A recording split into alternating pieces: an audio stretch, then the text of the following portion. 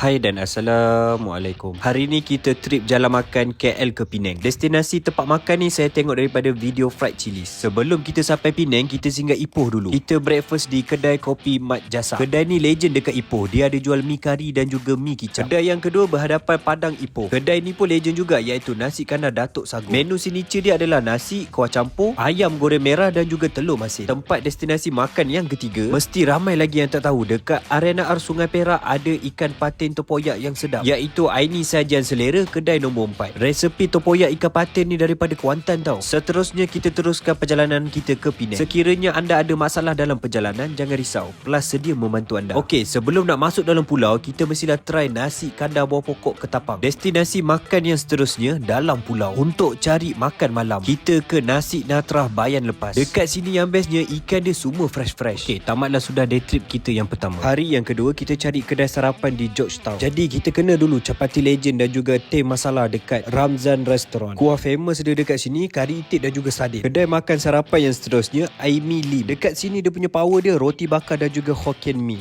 Okey, untuk makan tengah hari pula boleh pergi Nasi Kandar Hajam Aidin. Dekat sini menu power dia adalah kari kepala ikan merah, harga baru RM10. Kedai makan tengah hari yang seterusnya, kalau nak makan nasi kandar estetik boleh datang ke sini, Yusof Relau. Nak kena ambil ayam bawang dan juga kuah campur dia, memang padu. Destinasi yang seterusnya dari Penang on the way balik ke KL, boleh singgah di R&R Gunung Semanggol, kedai Senyum Sokmo. Lauk padu dia dekat sini, sambal ikan keli dan juga telur itik masak lemak. Kalau dah tengah-tengah panas nak legakan tekak, boleh try aiskrim dia ni. Dekat depan R&R je. Kita teruskan perjalanan kita dan Izid Behram. Ada satu lagi kedai yang menjadi tumpuan untuk orang berhenti, iaitu Anwar Rusa Steakhouse. Menu yang menjadi tumpuan adalah kari kepala rusa. Yang mana tak makan kepala tu jangan risau, ada daging rusa, arnab, ayam, kambing dan juga puyuh. Dan destinasi yang terakhir, kedai ni memang kena cuba, iaitu Zul Mi Kari. Dia terletak di R&R Ulu Bernam, arah selatan. Okey, jadi itu sahaja destinasi tempat makan yang menarik dari KL ke Penang dan juga Penang ke KL. Walau apa pun, enjoy.